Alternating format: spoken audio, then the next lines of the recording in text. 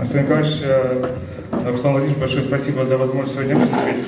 Сейчас вот приехали там большие партнеры, там Газпромнефть, другие организации из Питера, да, но тем не менее я вот посчитал важным обязательно сегодня здесь присутствовать, потому что мне пояснили то, что аудитория здесь студенты колледжей, вот, но как бы вам где-то, наверное, от 15 до 17 лет же, да, большинству?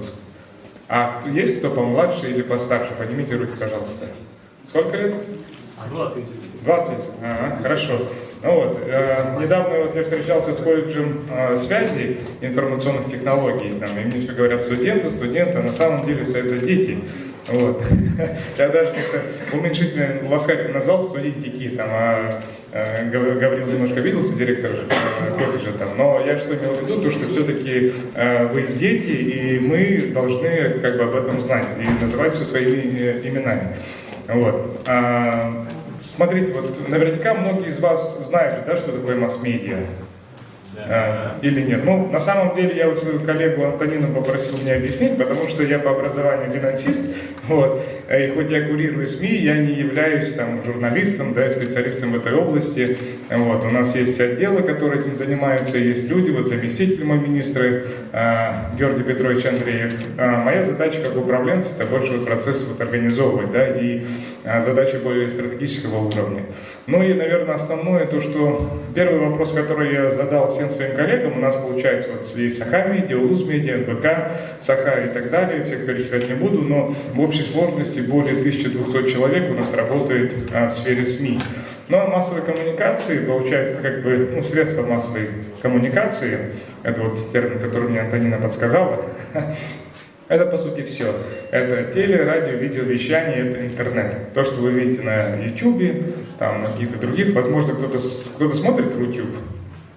Нет? О, отлично. Ну, конверсия примерно такая, что да. Вот. Нравится YouTube, контент, который там есть? Я вам только битву экстрасенсов смотрю, больше ничего. Битву экстрасенсов? Ну вот это тоже как бы один из способов коммуникации с населением, в том числе с молодежью, с детьми. Вот. Ну и сейчас, на самом деле, вот когда я пытался сформулировать миссию государственных СМИ, потому что у нас там достаточно много потенциальных организаций, как я сказал, в итоге я к чему пришел все-таки, да, то что было бы здорово, если бы СМИ в целом, вот, учитывая сегодняшнюю вот ситуацию, да, в целом в мире, в стране, как бы они через СМИ мы прививали любовь к своему дому. Вот. Почему это очень важно, да, там, потому что, опять же, там, это не говорит о том, что у нас как бы все хорошо, да, потому что, ну, понятно, там, мы живем в городе Якутске, у нас есть районы такие благоустроенные, есть не очень, там, да, вот, но, тем не менее, вот, средства массовой информации, средства массовой коммуникации, да, вот, они как раз таки позволяют коммуницировать между властью и населением, ну, и делать город лучше, предположим, потому что, ну, представьте, у нас вот в республике сколько, 34 района там, да, у нас огромные территории, 3 миллиона квадратных километров. Здесь есть кто-нибудь из арктических районов? А есть еще кто был в арктических районах когда-нибудь? Вот. Ну, территория у нас, видите, я вот тоже на самом деле могу признаться, то, что, ну, я там не был, но у нас сейчас есть большой проект «Синергия Арктики», вот, где мы будем все районные центры республики подключать к высокоскоростному интернету. Это для меня вообще проект номер один, несмотря на то, что я пришел с инновационной экосистемы, стартапы, там, технологические решения, ну то, что вам ближе, наверное, там, да. Но вот проект «Синергия Арктики», он очень важен. Почему? Потому что мы стремимся повысить качество жизни вот как раз-таки людей, вот, которые живут в арктических районах. Понятно, то, что там численность небольшая, вот, но там порядка 67 тысяч человек, да, вот, например, 203 микрорайон — это 19 тысяч человек, вот, проживает в нем. Мы сейчас как раз в 203 находимся, да, там вот всего в совокупности 67 тысяч, но люди там живут, люди дальше там будут жить, и мы должны создать вот новые условия, ну, качество жизни современное, так скажем, потому что, понятное дело, что дороги туда на нашем веку, наверное, высококачественные такие не дойдут, а оптика, да. Потому что, вот, например, стоимость строительства километра бетонной дороги, как я выяснил, в Арктике, это 100 миллионов рублей, 1 километр. Асфальт, это бетонный будет. Если асфальт, то это будет 300 миллионов рублей. Вот. Но затраты колоссальные, а при этом строительство оптики, ВОЛС, так называемые, это 1,5 миллиона рублей где-то. То есть это мы, как правительство, сделать можем, ну и должны это делать. Но мы прекрасно понимаем, что с приходом интернета также нам нужно включать не просто там как бы доступ, да, но тем не менее мы имеем задачу развивать также вот и образование. То есть у нас мы хотим что сделать? Приходим с интернетом из кучи разных сервисов. Есть государственные услуги, у нас есть многие госсми, которые имеют свои интернет-издания и так далее. Да? Ну и мы это делаем для того, чтобы как раз-таки вот, люди вот на местах, которые находятся в районах, чтобы видели, что происходит у нас в целом республике. Почему мы хотим это информировать? Да? Мы информируем о том, что правительство делает. Вот, и, соответственно, получаем обратную связь. Вот, и она будет достаточно оперативной, да, потому что с приходом высокоскоростного интернета коммуникации будут очень быстрые.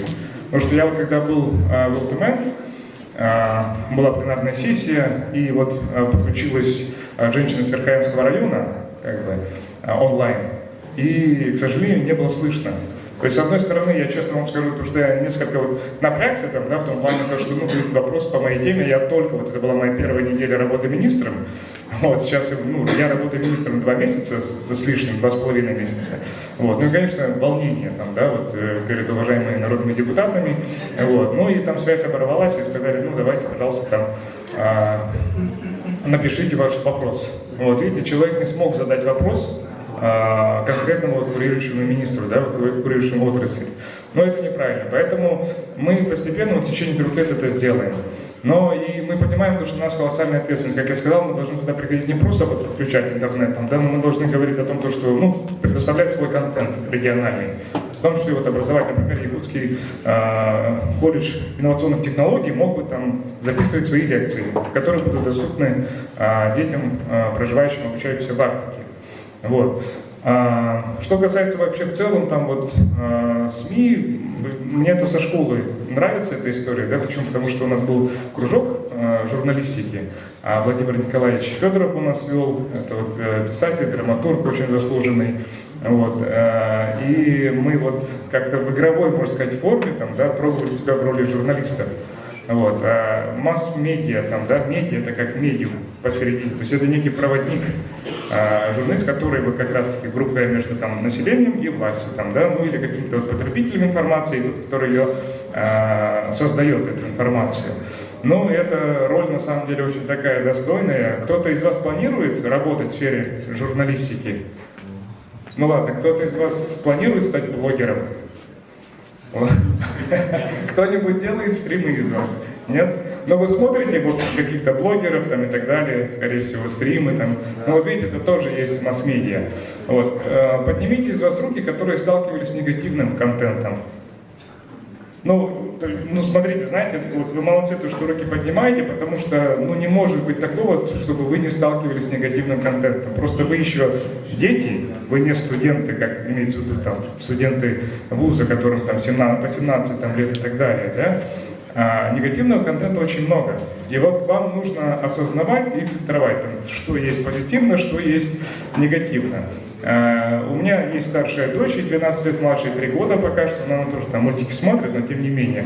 И моя старшая дочь, она как бы научилась постепенно, это все было через боль, конечно, там, местами даже ругань, но делить позитивный контент и негативный. Потому что вот эти все телеграм-каналы там и так далее, которые появляются, фейковые аккаунты, знаете, даже вот мне каждую неделю мои коллеги пишут, мои работники министерства, то, что Василий Васильевич, это вы мне писали или нет? Я говорю, я вам ничего не писал. Вот, они мне отправляют скриншоты, и там вот как бы мой фейковый аккаунт, то есть это кража моей идентичности там произошла, да, в этот момент.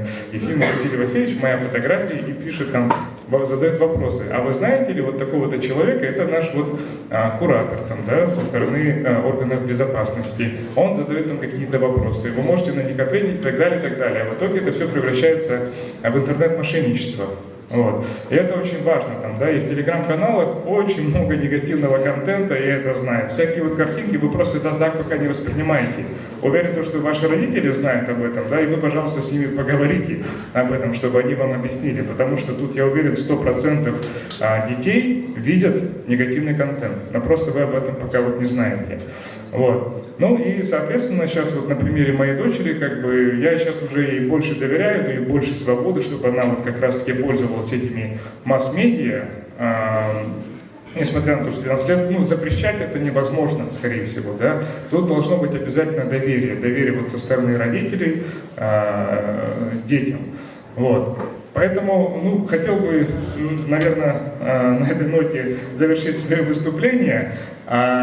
Что бы хотел бы вам пожелать в связи с наступающим Новым годом, чтобы, во-первых, вы были все здоровы, потому что сейчас вообще ужас, очень много людей болеет. Вот. И хотел бы вам пожелать, чтобы вы берегли здоровье, занимались физической культурой, чтобы вы много читали, ну, чтобы вы были в интернете, потому что вы там так или иначе будете, да, но и чтобы тот контент, который вы смотрите, он приносил вам пользу. Ну и принося пользу вам, этот контент будет приносить пользу республике. Потому что так или иначе, вот вы, как бы это банально не звучало, вы и есть будущее республики. И вот наша задача, ну моя, по крайней мере, в роли вот министра, попытаться вот максимально приложить усилия, чтобы создать условия для вас, чтобы вы здесь дальше вот росли, работали. Ну, даже если вы уедете, пожалуйста, обратно возвращайтесь и делайте вклад в свой родной дом, в свою родную республику. С наступающим Новым годом! Большое спасибо!